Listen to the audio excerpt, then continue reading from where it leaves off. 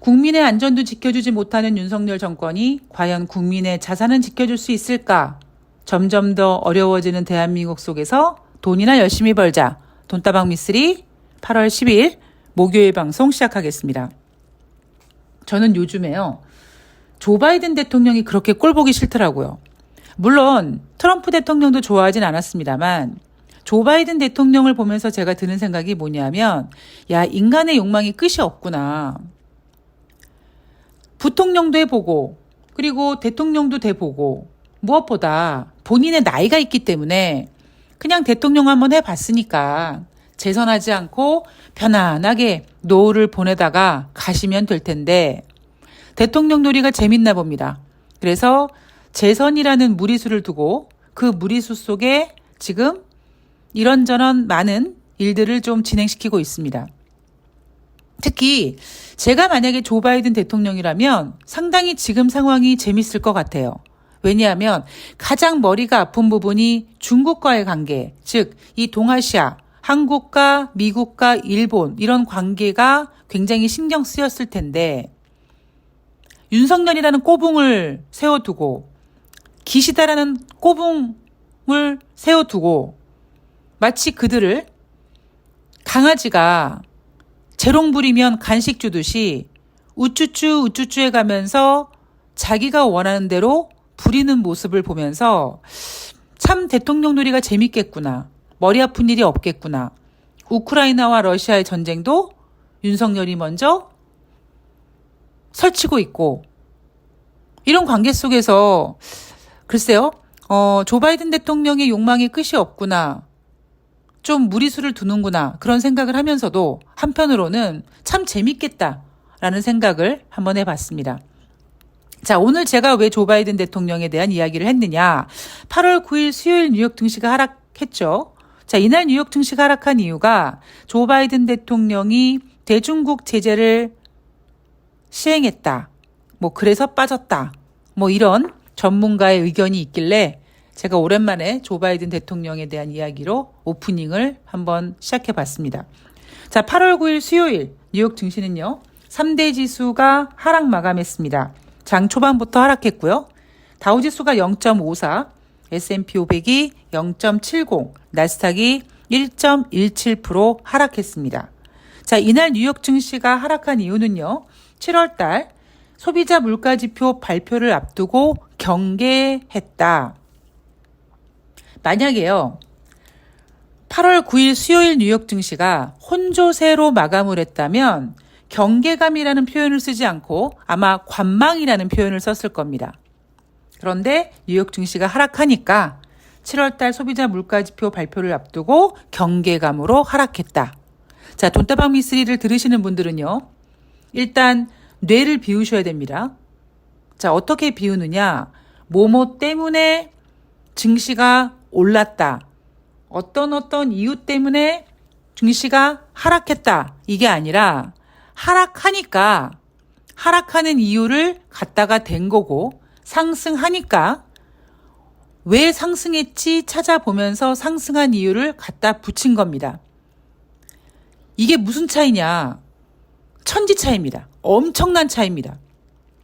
여러분들이 머릿속에서 완전히 생각을 이렇게 바꾸는 이 시스템이 구성이 되면은요, 정말 주식은요, 정말 완전히 누워서 떡 먹기입니다. 그 정도로 쉽습니다. 누워서 떡 먹으면 체할 수도 있지만 좀 쉽다라는 표현을 그렇게 제가 해드린 거고요. 그만큼 관점을 바꿔야 됩니다. 제가 어제 방송에서도 개인 투자자들은 맨날 불나방처럼 뛰어들고 지네들끼리 뜯고 싸우고 물어뜯고 이럽니다. 그러다 보니까 기관을 이기질 못하고 외인을 이기지 못합니다. 그런데 지혜로운 투자자들은 개인도 아니고 기관도 아니고 외인도 아니고 그들 더 위에 마치 올림푸스 신전의 신들이 저 구름 위에서 이렇게 인간 아래를 내려다보는 것처럼 그러한 관점으로 봐야 된다. 그게 여러분 주식시장에서 살아남느냐 죽느냐의 관점입니다. 그만큼 중요합니다. 자, 여하튼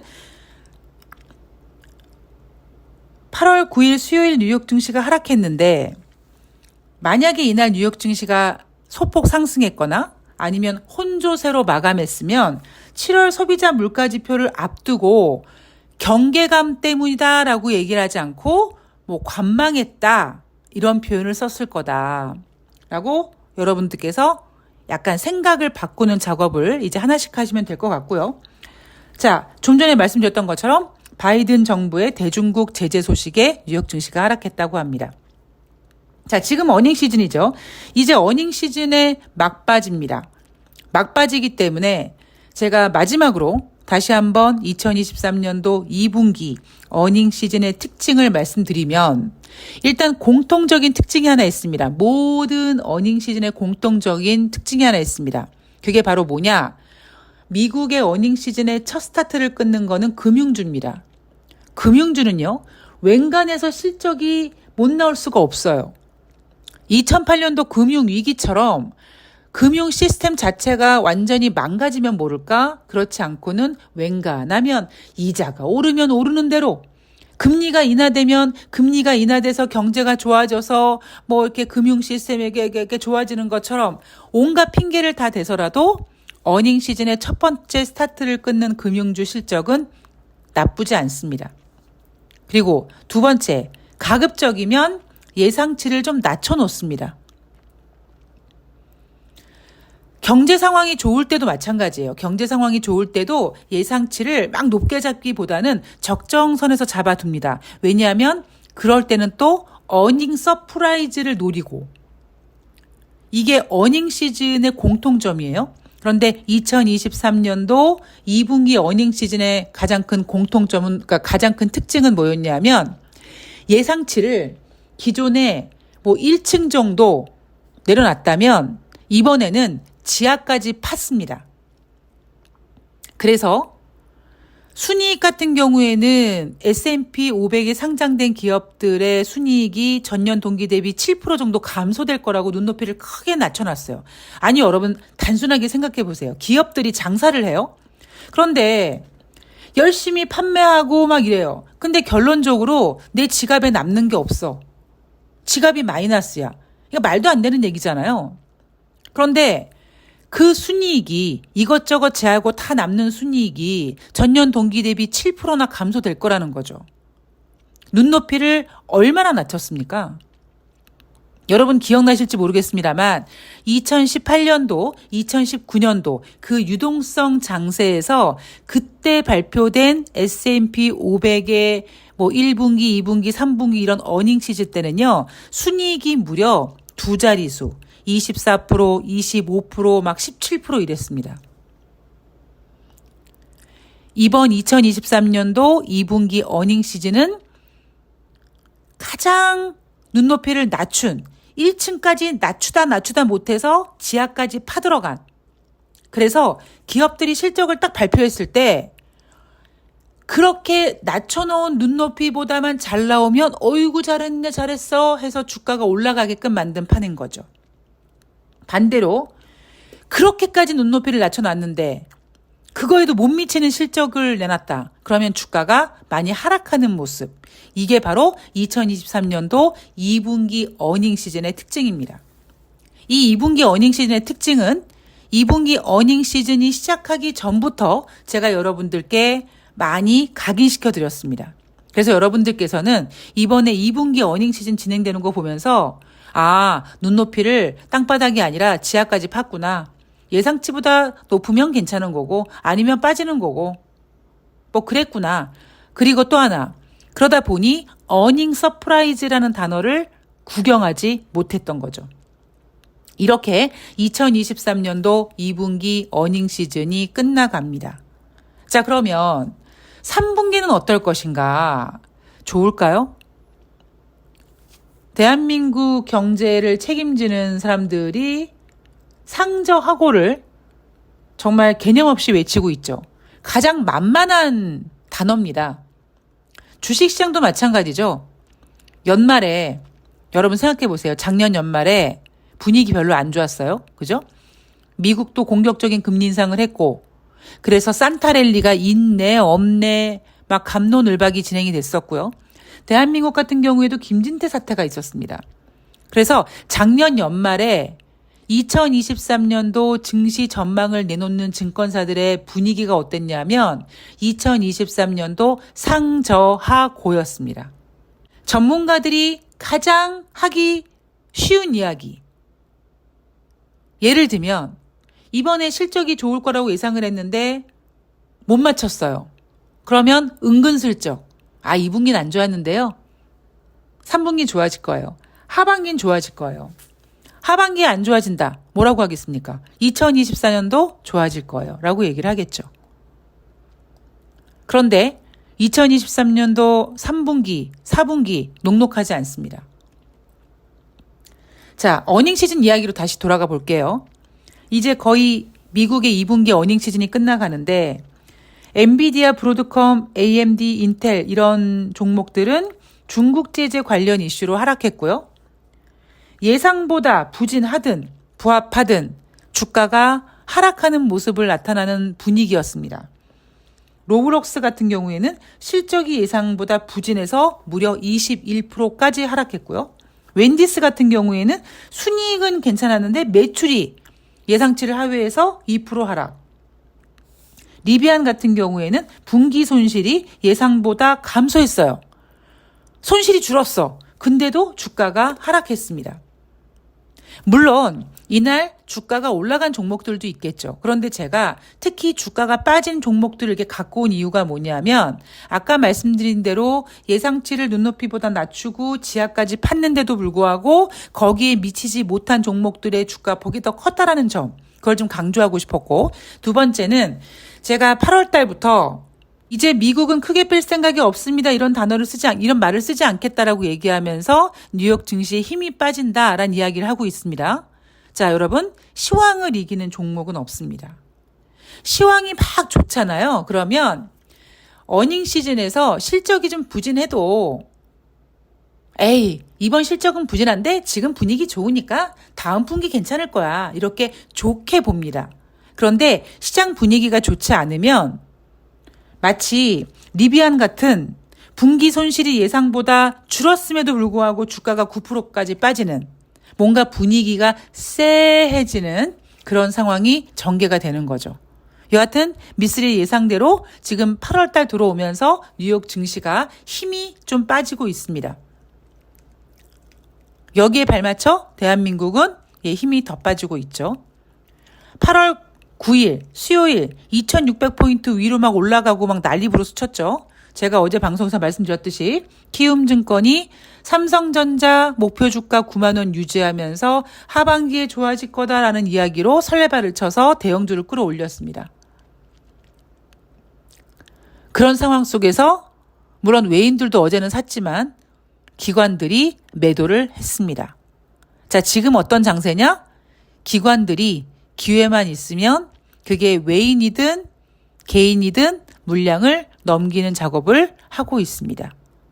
왜냐하면 개인들은요, 전문가들이 매수 기회다, 비중 확대해라 하면 그 말을 듣고요. 반면에 기관들은 어느 정도 현금 확보를 유지를 해야지만 주가가 빠졌을 때 다시 밑에서 사야 되는 상황. 그리고 로스컷이라는 그런 것도 관리를 해야 되고요. 외인들이야 이미 대한민국 주식판을 읽다 보니까 걔네들은 환율로도 돈을 벌고 주식으로도 돈을 벌고 배당으로도 벌고 벌 수 있는 그런 경우의 수가 많기 때문에 어제 같은 경우에는 환율이 올랐는데 외국인이 샀다. 그냥 그런 날도 있는 거죠. 너무 의미 두실 필요 없을 것 같습니다. 자, 조 바이든 대통령의 중국 제재, 아까 제가 살짝 말씀드렸는데 사모펀드와 벤처 캐피탈 같은 미국 자본이 중국의 첨단 반도체, 양자 컴퓨팅, 그다음에 인공지능에 투자하는 것을 규제하는 행정명령을 발표했습니다. 엄청 까다롭게 한 거죠. 조 바이든 대통령이 저렇게 대중국 제재를 한다. 왜 그럴까라고 생각해 보면 미국도 지금 그닥 녹록치 않다. 특히 재선에 도전해야 되는 조 바이든 대통령 입장에서는 조금 지금 무리수를 두고 있는 게 아닌가 싶습니다. 자, 그리고 이제 드디어 오늘 밤에 미국 현지 시간으로 7월 달 미국의 소비자 물가 지표가 발표가 됩니다. 자, 전년 동기 대비 3.3%가 될 것이다. 우리 머릿속에는 3%라는 수치가 나와 있습니다. 지난번에 4%였는데 1% 둔화돼서 3%가 됐어. 그럼 만약에 이번에 또 1%만 둔화된다면 어쨌든 일반 소비자 물가 지표는 연준이 목표로 하는 2%에 도달하게 된 거고요. 그러자 연준은 아니야. 우리는 근원 소비자 물가 지표도 2%까지 내려와야 돼. 라고 외치면서 금리 인상 기조를 계속 유지하고 있는 거죠. 자, 6월에는 3.0이었는데 과연 7월 달은 예상치처럼 3.3이 될 것이냐? 아니면 3.0이 될 것이냐? 아니면 앞자리가 바뀔 것이냐? 이거는 뚜껑을 열어봐야겠죠. 자, 3.3이 만약에 된다. 예상처럼 된다. 그러면 시장에서는 소비자 물가 지표는 반등했는데 이미 알고 있는 악재는 더 이상 악재가 아니요. 어차피 연준이 금리를 한 번 더 인상할 거라고 얘기했기 때문에 뭐 그 기조를 유지해 갈 것이며 게다가 9월 달에 발표되는 9월 중순에 발표되는 8월 달 소비자 물가 지표 한 번 더 확인할 수 있어 라고 하면서 시장을 안정시키려고 할 겁니다. 문제는 만약에 예상치 3.3보다 높게 나왔을 경우 시장이 스트레스를 좀 받겠죠. 우리는 과연 오늘 밤에 발표되는 7월달 소비자 물가 지표가 3.3일지, 3.2일지, 3.0일지, 3.5일지 모릅니다. 그리고 그거를 감히 인간이 예상할 수가 없습니다. 그냥 만약에 3.3이 나오면 시장이 이렇게 반응하겠구나. 만약에 앞자리가 2면 완전히 이제 금리 인상 가능성이 넘어가 버리고 증시는 다시 환호할 것이며 만약에 대신에 3.3 이상이 되면 예상보다 더 높게 나왔기 때문에 금리 인상 스트레스를 좀 받을 거다. 이 정도의 그 시나리오를 가지고 대응하시면 됩니다. 그 급등 급락하는 그런 막 테마주들을 막 매매할 때요. 제가 너무 스트레스를 받았던 게 뭐냐면 특히 재료 매매라는 걸 할 때요. 내일 어떤 재료가 발표되는데 이 재료가 내가 예상한 대로 나와야지만 대박이 나는데 그렇지 않으면 나는 완전히 골로 가는 거고 그렇게 생각하고 있는데 그 다음날 막상 내가 예상한 대로 발표를 했는데 미리 판 사람들 때문에 주가가 올라가지 않고 더 빠지고 살다 보면 여러 가지 일들이 막 복합적으로 생겨나지 않습니까? 당연한 일도 당연하지 않게 되고 그런 일들이 주식시장에도 벌어집니다. 그래서 저는 예전에 하도 그런 매매를 많이 하다 보니까 뭔가 인간인 내가 정확히 예상하지 못할 것에 대해서 반드시 이렇게 나올 거야라고 몰빵하는 투자 방법을 완전히 저는 없애버렸습니다. 옛날에 일정 매매, 재료 매매라는 그 매매 방법이 한참 유행했을 때는요. 진짜 미친 사람 같았었거든요. 온갖 생각이 내일 혹은 며칠 뒤에 발표될 그 재료가 정말 내가 예상대로만 나와야지만 나는 돈이 버는데 그렇지 않으면 난 어떻게 하지? 그거를 기다리면서 진짜 며칠이건 몇 주건 몇 시간이건 똥줄타게 정말 너무나 막 정신줄 놓고 살았거든요. 근데 의미가 없더라. 그래서 저는 어느 순간부터 제가 방송 중에 가끔씩 말씀드리잖아요. 우리는 인간이기 때문에 괜히 무리해서 앞에서 이렇게 될 거야 저렇게 될 거야라고 완전 베팅을 할 필요가 없다. 그거 그냥요. 사람 골병 드는 일입니다. 저 진짜 그거 권유하지 않습니다. 그래서 증권 전문가들이 어떤 기업의 어떤 재료를 가지고 뭔가 있는 것처럼 이렇게 회원들을 유치하거나 이러잖아요. 전 그 사람이 능력 있다 없다를 떠나서 굉장히 힘들게 사는구나, 불쌍하다라는 생각을 합니다. 자, 주식시장은요, 다시 말씀드리지만 내가 주식시장에서 돈을 많이 벌 수 있는 실력이 없어. 그러면 어느 정도 내 욕망을 컨트롤할 수 있는 거죠. 우연하게 주식을 샀는데 돈을 벌었어. 야, 감사합니다. 라고 이익을 실현할 수 있는 그 욕망 제어, 그 능력. 그리고 주식을 샀으면 내가 꼭 사는 가격이 무조건 저가라고 생각하지 말고 나보다 날고기는 인간들이 나보다 더 싸게 살 수 있다. 그러면 내가 샀을 때 주가가 빠져도 좀 기다릴 수 있는 인내를 키울 수 있는 능력. 그 두 가지를 가지고 나는 인간이기 때문에 미래를 예측할 수 없어. 그러면 대신에 그래도 얻을 수 있는 자료들은 있으니까 그런 자료들을 가지고 가능성, 시나리오를 쭉 만들고 거기에 맞춰서 대응하는 거죠. 그게 주식입니다. 그게 주식 투자 방법입니다. 자, 지금 현재 9월달 금리 동결 가능성 86.5% 예상되고 있고요. 그다음에 남은 FOMC 회의에서 추가로 금리 인상할 가능성은 25%밖에 안 됩니다. 그러니까 아무리 연준에서 금리 인상할 거야 라고 얘기를 해도 시장에서는 웃기고 있네. 니네 이제 안 할 거지? 라고 생각을 하고 있죠.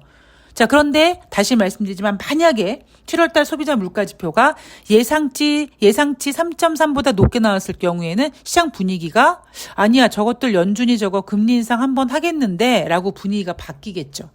물론 그것도 머지않아 의미가 없어질 겁니다. 왜? 아직 9월달 FOMC 회의가 많이 남았기 때문에. 자, 미쓰리가 7월달부터 2023년도 하반기 증시 분위기 미쓰리의 목소리에 주목하세요라고 얘기하죠. 어떻게 될 것이냐? 오르락 내리락, 오르락 내리락, 오르락 내리락, 오르락 내리락. 볼륨에 집중하라고 했습니다. 올라갔다 내려갔다 올라갔다 내려갔다 하지만 결국 큰 흐름으로 보면 우하향 그림을 그릴 것이다. 자, 여러분 지난번에 8월 초에 미쓰리가 2650 못 뚫을 것 같아요 라고 했는데 미친 듯이 2600 한번 뚫었죠. 그리고는 푹 빠졌습니다. 2600을 반납했습니다.